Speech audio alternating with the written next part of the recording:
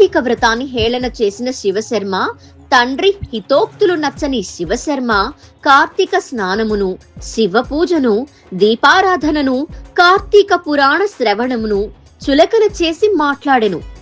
కుమారుని ప్రవర్తనకి ఆగ్రహంతో దేవశర్మ, ఓరి నీచుడా, కార్తీక ఫలమును చులకన చేసి మాట్లాడుతున్నావు కావున నీవు అడవిలో రావి చెట్టు తొర్రలో మూషికమై పడుండు అని శపించాడు.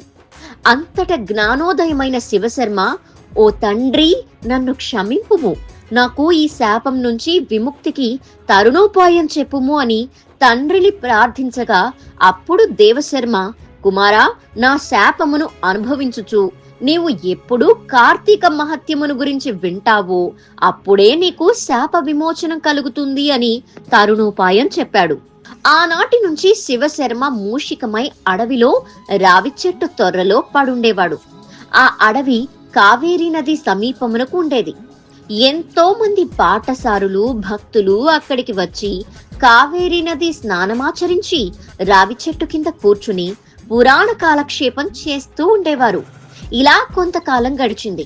ఇంతలో కార్తీక మాసంలో ఒకనాడు విశ్వామిత్రుడు కావేరీ నది స్నానం కోసం తన శిష్యులతో కలిసి కావేరీ నది తీరానికి చేరుకున్నాడు.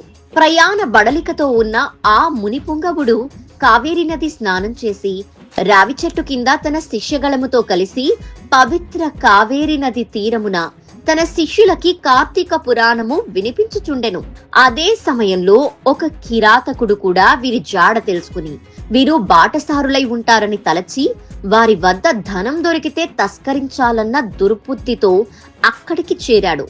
ఇంతలో శాపగ్రస్తుడైన మూషికం కూడా చెట్టు తొర్రలో నుంచి తొంగి చూచుచుండెను.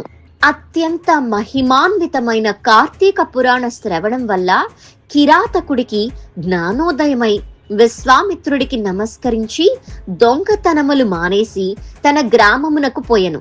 అంతటా ఆ మూషికమునకు కూడా పూర్వజన్మ జ్ఞానం కలిగి తిరిగి బ్రాహ్మణ రూపమును పొంది, ఓ మునివర్య, మీరు చెప్పిన కార్తీక పురాణ శ్రవణం వల్ల నేను ఈ మూషిక రూపం నుంచి విముక్తున్నయ్యాను అని విశ్వామిత్రుల వారికి నమస్కరించి వెడలిపోయెను.